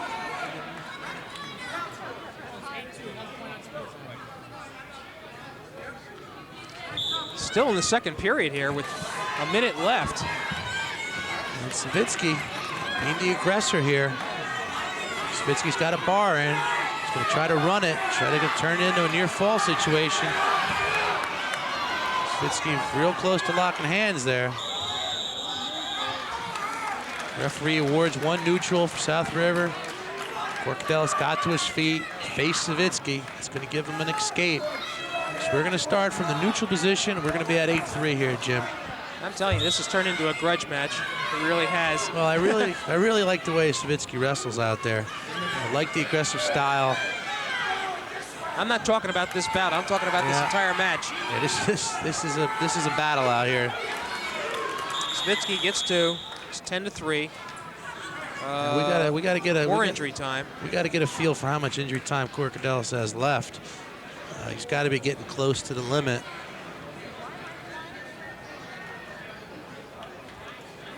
And it's obviously has to be that knee. No, Yeah. or are they looking at the shoulder now?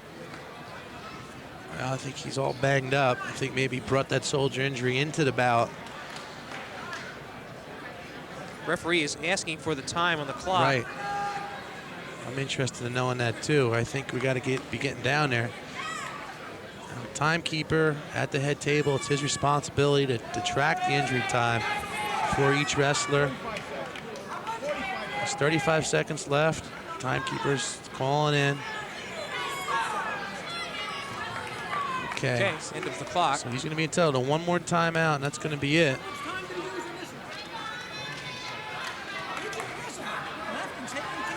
Now they're discussing with the clock operator. It seemed like there was an awful lot of time that was from the last injury. Yeah. Well, we got a hard enough time commentating. I don't want to get involved and keep the time too. Got to be a little bit of everything when you officiate.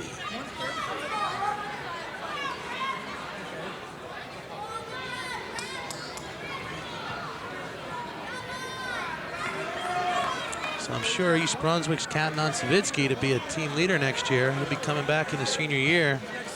In the absence of Daly and Gensler, he's going to be one of the big guns next year. Interesting fact in that Eric states that his uncle was a 3-time All-American in college, ranked third, and 2nd in the nation when he was wrestling for Lycoming. Wow. So he comes from a wrestling family. That's got to help.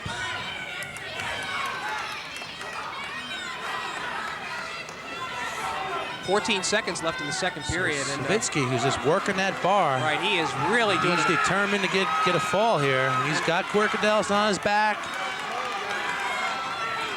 He's going to come up big here. And I got to tell you, he's going to get more. 3 more. It's 13-3. But if anything, he is just wearing Corcadelis down. And the South River wrestler is going to have all he can to just hold on and not be pinned in this third period. Well, you can see Savitsky's just hungry out there. He knows his mission. He knows a big Charlie Powell coming up for South River. He needs to get some team points for East Brunswick on the board. On the escape, it's 14-3, but Savitsky's looking for more. Corcadelis really just doesn't have the speed anymore to withstand that onslaught.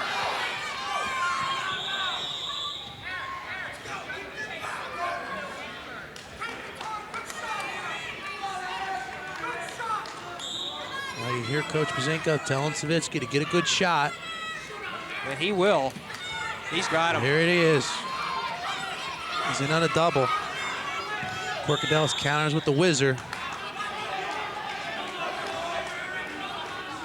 And Corcadelis' mission is to avoid any more points. Well, Corcadelis got to watch his temperament. He's starting to get a little hot.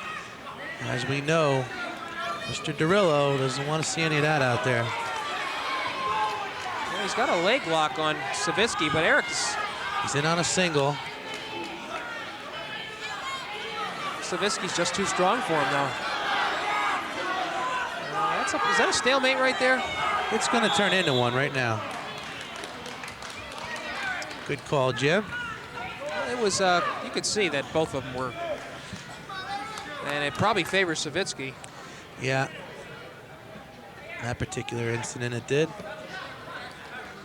Corcadelis tying his wrestling shoe, grasping for a few extra seconds. Savitsky starting the county this past weekend, and only about 2 points separated him from being a county champ. And quite a packed talent of weight class there with Ron Geis and Congolo from Old Bridge. Right, I saw that match, and Congolo won that one, but interestingly enough, Geis came back and beat Congolo in a dual meet 2 days later. Yeah, well, the difference there for Savitsky is those guys are going to graduate. Savitsky's going to be around next year. All right, 2 more points awarded. So Savitsky really having his way here now. And there's still plenty of time, 52 seconds. I think you're going to see the give him one, take him down approach coming here. I think here you can have a little strategy. Corcadelis just cannot stay with Savitsky. Well, Savitsky thinks he can turn him. He's going to keep him on the mat. So there's a 13-point difference in the bout score here. You know Savitsky wants to come up with either a tech fall or the fall. Well, here we go. I don't think Savitsky's going to be happy with the 4-point decision with the major. He's looking to turn. He wants to come up with more. I think he can. He's got 31 seconds. Corcadelis has quite a pain threshold here. Yeah, we got to give Corcadelis some credit here. He's wrestling with some pain. Probably not at his best. And with Eric Savitsky, your opponent, there he goes. You got a mission here. Well, he's got 15 seconds to turn him. It's down to 10. He's got to. I don't think he's going to do it. No. 7, 6. Well, there's a stalling call. Really not going to play a point here. So the final score is 17-3 for Savitsky. Gets a major. So Savitsky with the win. And now East Brunswick regains the lead, 16-14. So, Mr. Kohn, we have some precious few matches here. I think we can start to let this filter out and see what we have. Well, now Larry Benson, I believe, is going to be wrestling for the Bears in this match. And he's a freshman, right? But East Brunswick's they're going to wait. They're not going to send anybody out. They're going to make South River put the man on the mat first.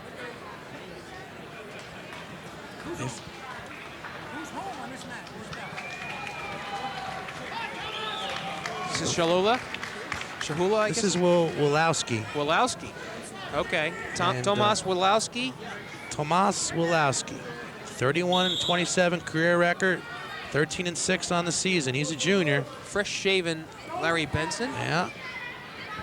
Benson with just a 3-10 record, but as Stu mentioned, a freshman.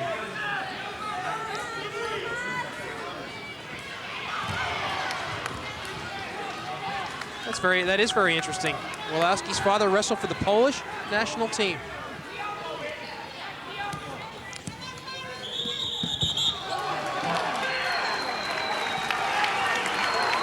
Well, it's referee Derillo on the shoulder block there, keeping the boys on the mat. Wolowski has some blood on his nose. Give the official a little bit of credit there for playing rebound.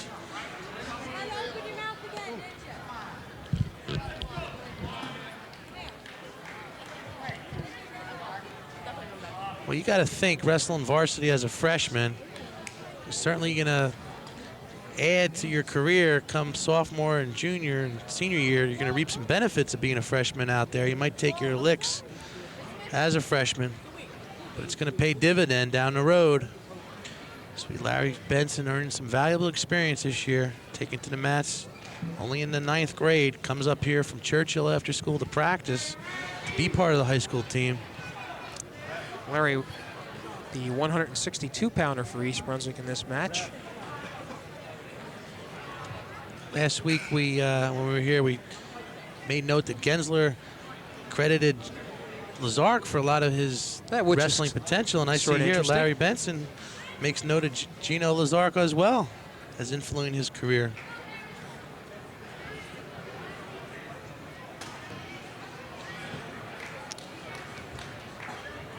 So as we tend to Wolowski.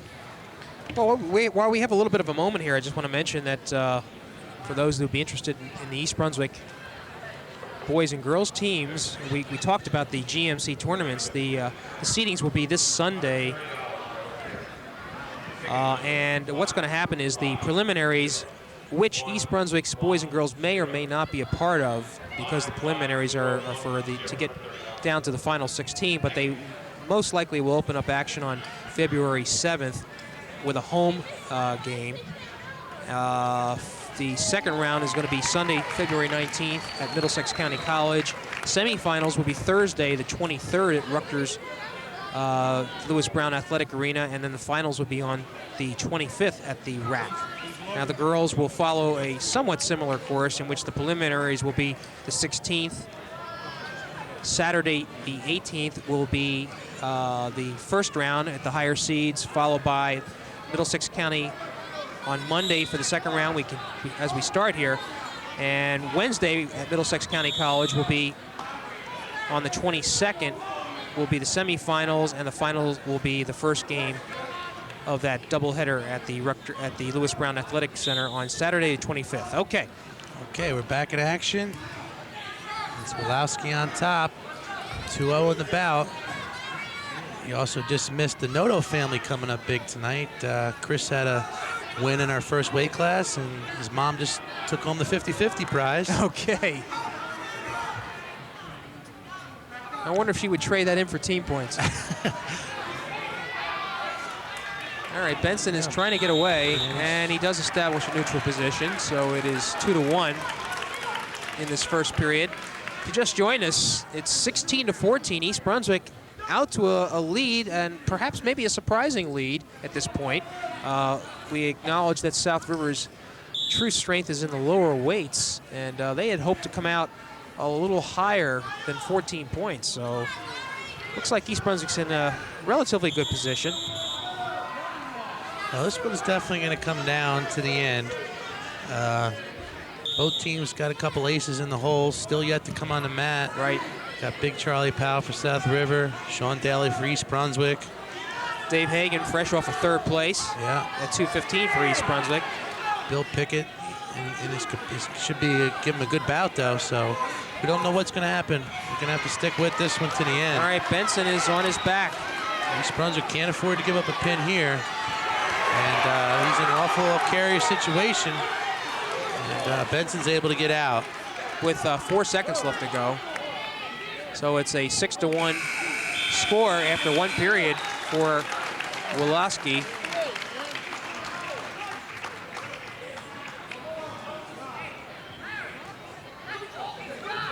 So we saw Dave McGowan come up with a big win earlier. Although he picks up 3 team points for his team, in all practicality, it's a 6-point swing. Because the 3 points he picks up is 3 that doesn't go the other way. You're right. As Larry gets a stolen violation. I'll tell you, the next bout's going to be very important. The 174 bout, as I look at it. Well, the next 2 bouts here are very critical for South River. Right. Because they know Sean Daly's coming up. They know Dave Hagan's coming up. So things are going to look a little dim if they can't come up with a big win here. Wolowski really, really needing a pin here to get South River up. This was Wolowski in on a front headlock. Can't quite capitalize on it. The referees go out of bounds. We're going to get a fresh start.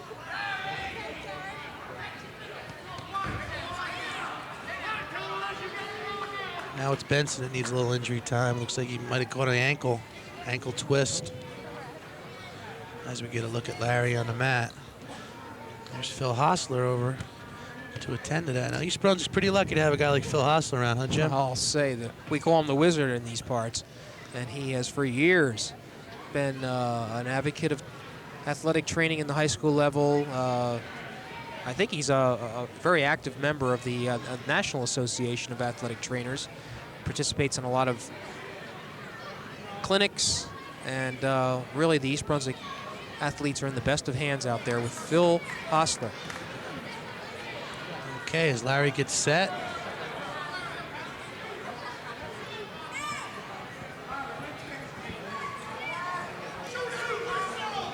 Minute 16 left in period 2 of this bout at 162 pounds. Woloski with a 6-1 lead. East Brunswick holding a 16-14 margin in the team score. We've seen that score close all night.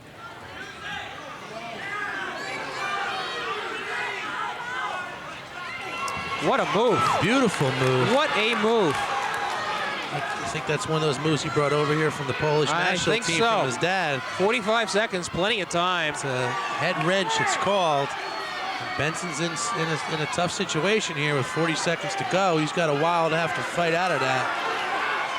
He's got quite an animal on top of him. Got him now. Woloski. Now he's got Strong him. kid Whoops. here. Woloski's competitor. Still plenty of time. Benson's got a tough situation here. All right. And we just saw our first fall of the evening. Well, actually, it's the second fall. Oh, I'm Do sorry. you remember? That was Bobby Young. Oh, you're correct. Okay. Stand to be corrected. So Woloski with the pin, I believe it was in 440, but I'm not quite sure. They erased that rather quickly. Excuse me, 340. And it puts South River now back on top, 20-16, and could be a big 3 points there, Stu. Yeah, I see Sean Daly taking the mat for the first time. At 174. A lean, mean Sean Daly. And unfortunately, Well, he's the equalizer here. who do we have for South River? We're gonna have to get a name on this individual. This could be Daryl Turpak, perhaps. That must be Daryl Turpak, yeah, because I know it's not Joe Shalala.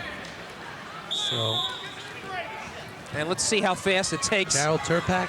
Daly to dispose of Turpak. He's got him, almost. He's got him on his back. And we're going to see how long this is going to take. Well, Sean's not going to give us much time to talk about him. Right. He's in on this pin pretty quick. Well, he just won fresh off the 185-pound championship in the GMC. Every pin Sean collects is one more to his already established school record. Yes. Bringing him over again. I think it's not going to be long here. I don't know what the referee wants there, but he's got to gift wrap it. Got him over this time. And that's going to do it.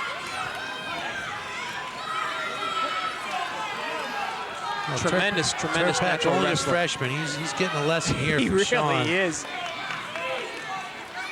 Almost a sacrificial lamb. If you will. And there's the fall. Minute and 10 seconds for Sean Daly. We saw South River pin quickly counter with an East Brunswick pin. Yeah, well, they needed it. Well, I think South River had to kind of expect Daly coming up, and So just now like it's- East Brunswick has to expect Powell coming up. And these next two matches, really important. These are going to be the important matches. You're correct. This could be the key bout right here. So we have who for East Brunswick? Is this Green Hut? Or is this... This is Esposito for South River. Okay. And for East Brunswick, we have Germain. Gehrman, Steve Gehrman. We had trouble with that last time. We got it this time. Okay. Gehrman, just a 1-11 record, comes out to, again, this is a really important match. Esposito just 2-11, so each wrestler not having a lot of success, so anything goes here. Right.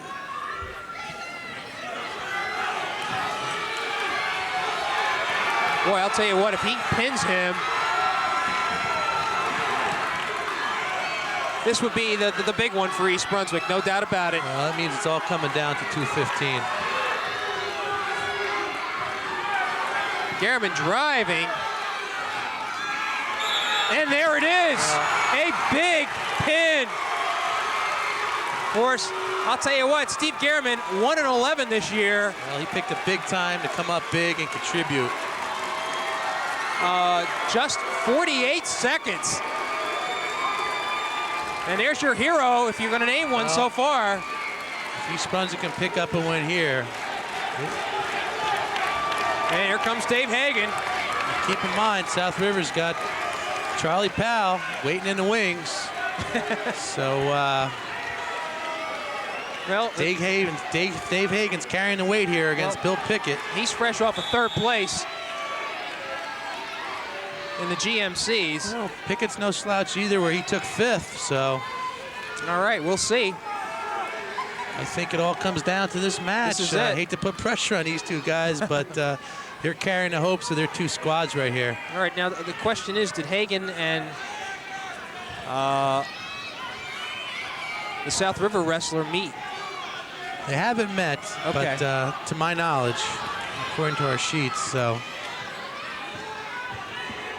Quite frankly, all Hagan wants to do is he's got to come up with with a win. decision. Yeah, but a win either way. You know, you got to figure Charlie Powell's pinned just about everybody he's faced. It's going to be a tough task for either wrestler.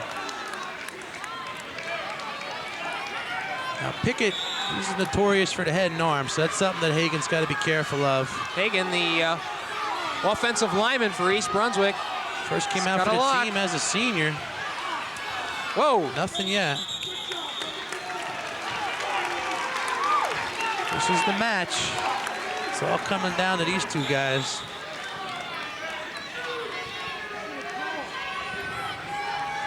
Not to take anything away from the East Brunswick heavyweights, but Charlie Powell is a big boy over there.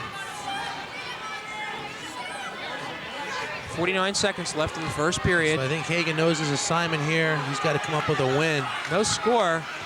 Got to admire Hagan. First coming out for the team as a senior with virtually no wrestling experience ever.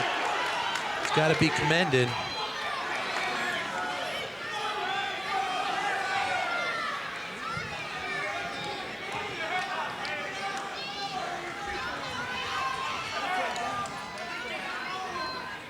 Both guys are locked up in a head-to-head tie. You have to wonder what kind of wrestler Hagan would be if he had started as a freshman, you know?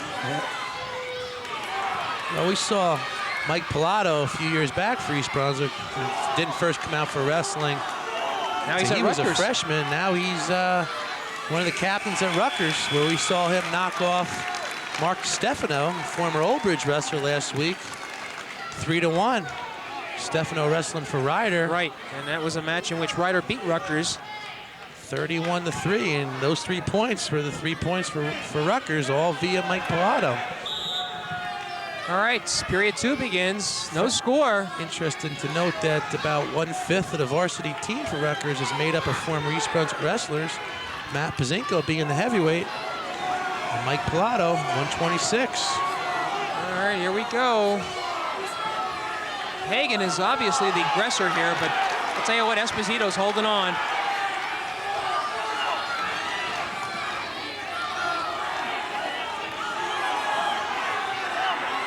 Well, if this match could end in a tie would be like a win for East Brunswick. Unfortunately, this year we no longer have ties. We wrestle to a winner. Stalemate, so they will go back to So the we're middle. locked. We're locked up. 0-0. You can see the crowd on the edge of their seats. Everybody got their money's worth tonight, Jim. Absolutely, this has been a thrilling match, and we knew it would be. There's that Pickett head and arm we talked about earlier. Just come up a little bit shy, slipped through. Boy, I'll tell you what, these are 2 evenly matched wrestlers so far. Pickett's got him. Pickett's known for that head and arm. Hagan's got to fight. He is going to got a bridge.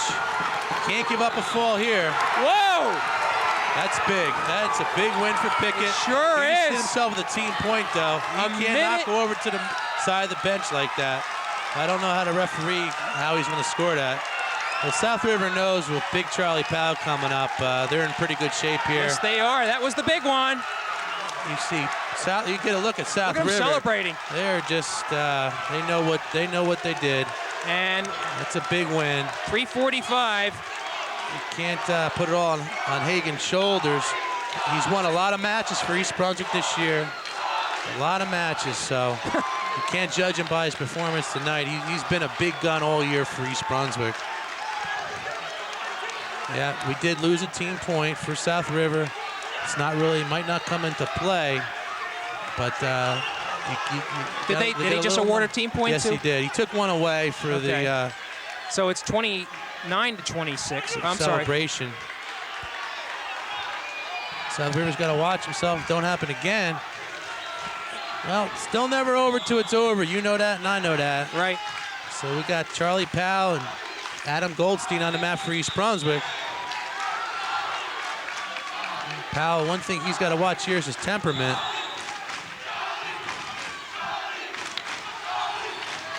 And Powell getting ready to turn him over. It's 28 to 25, by the way.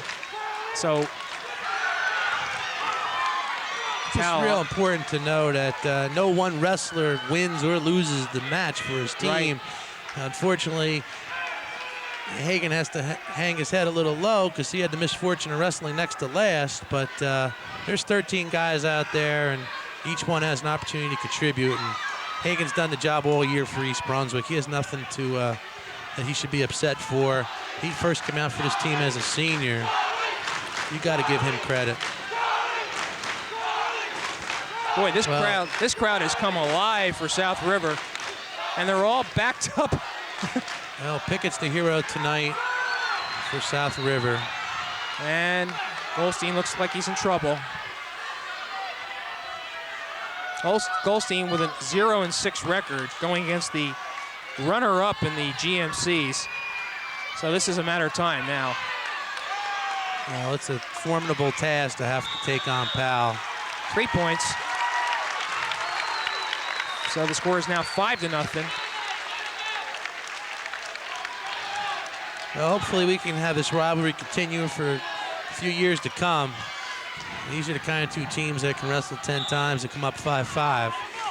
So it's not over till it's over. 5-1 is the score. This weight class has been dominated by a Monroe wrestler all season. Balush Jaskevich. Glad you were able to pronounce that because I sure didn't want to try. That's the pronunciation, and Balush is actually pinned Charlie Powell in 1 minute and 16 seconds, I believe it was. So you think maybe we'll see him in the States this year? It could be. That was a hard-fought battle tonight. 10 seconds left in this first period. 5-1 is the score. 2 seconds now.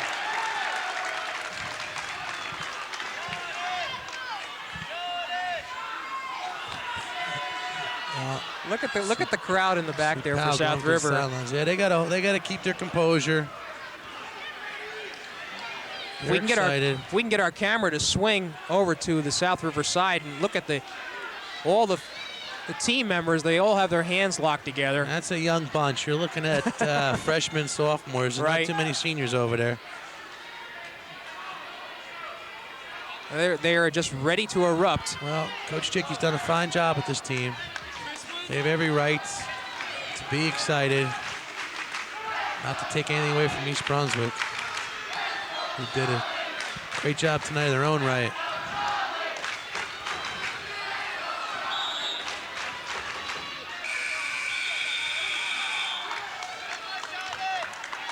So after the first period, it's 5-1 in favor of Charlie Powell. Well, we've seen miracles before. Maybe we can count on one here. They will need one. The East Brunswick Bears will. Adam, just a sophomore. It looks like he's in. He's in on it too. If he could put a half in and get Powell to his back. What do we got here? I think we got a neck wrench. 1 point East Brunswick. Unnecessary roughness, South River. 5-2 is the score. Although East Brunswick picked up the point, he didn't get the opportunity to get the takedown. So I don't know if that worked to their advantage or not. Comes around. Now he's got it. I'd say Pal's got to be every bit of 275 pounds, huh, Jim? I would say he's probably in the neighborhood of about 270. There we go. Well, there it is. that's a lot of weight to have on your back. You betcha. And so we had a big victory for South River tonight. final score, 31-28. And boy, I'll tell you, just a terrific match all the way around for the both sides. South River really wanting this, and final score 31-28. Quickly, Stu, before we get off, your thoughts? Well, we saw two young teams do battle, and unfortunately one team had to win and one team had to lose. Unfortunately, it was East Brunswick on the short end of the stick. Unfortunately, we couldn't have two winners tonight. And hopefully these guys will keep the composure and bring it into the locker room. Well, more celebrating going on for the South River side as they defeat East Brunswick 31-28. The record's now, South River elevates to 16-1. They will be in the state team championships, while East Brunswick falls to 6-7 on the year. And again, a young team. So that's going to do it from East Brunswick High School tonight. Final score 31-28. Stu, thanks for joining us. Thanks for having me, Jim. And this is Jimmy Allinder saying have a good evening.